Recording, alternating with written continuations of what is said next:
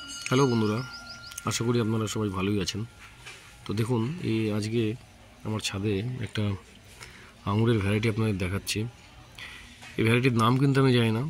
আমি এটা 2 বছর আগে একটা নার্সারি কালেকশন করেছিলাম এবং তখন এটা নার্সারিম্যান বলেছিল যে এটা সবুজ আঙুর, কিন্তু যখন এর যখন এর শুটিং যখন ফুটিং দেখলাম আমি গত বছরে, তো এটা তখন দেখলাম যে পুরোটাই রেড একদম।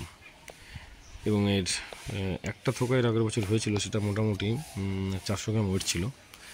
তো এবছরও মোটামুটি দেখুন যেভাবে আপনার ফ্লাওয়ারিং এসছে, মোটামুটি ধরে রাখুন যেভাবে ফ্লাওয়ারিং এসছে দেখতেই পাচ্ছেন যে প্রত্যেকটা পাতায় পাতায় জায়গায় জায়গায় আপনার ফুল হয়ে রয়েছে।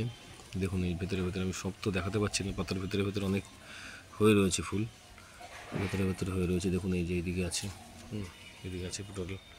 এবং এর পাতাগুলো দেখতে পাচ্ছেন কীভাবে, পাতাগুলো একটু অন্যরকমের পাতা। এবং এই গাছটা একটা বড় একটা বালতিতে লাগানো আছে। তো দেখুন কীভাবে গ্রো করছে। এবং যত্ন পরিচর্যা বলতে আমি কিছু পরিচর্যা করেছিলাম গাছটাতে এবং কিছু ট্রিটমেন্টও এর করেছিলাম। তো আগের বছর সেভাবে গ্রোথ নেয়নি, কিন্তু এবছরে এই যে এর গ্রোথ, অসাধারণ গ্রোথ। এবং এর পাতার যে ধরন বা পাতার যে গঠন, সেটাও একটু অন্যরকম দেখতে পাচ্ছি এবছরে। এবং এবছরে গাছটা কিন্তু যথেষ্টই গ্রোথ নিচ্ছে এবং ফ্রুটিংয়ের দিকে গাছটা যথেষ্ট এগোচ্ছে।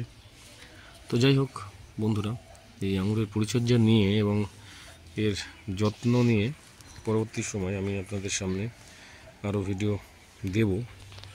তো যদি ভিডিওটা ভালো লেগে থাকে অবশ্যই লাইক করবেন এবং আমার চ্যানেলটাকে অবশ্যই সাবস্ক্রাইব করে দেবেন এবং পাশে থাকবেন চ্যানেলের।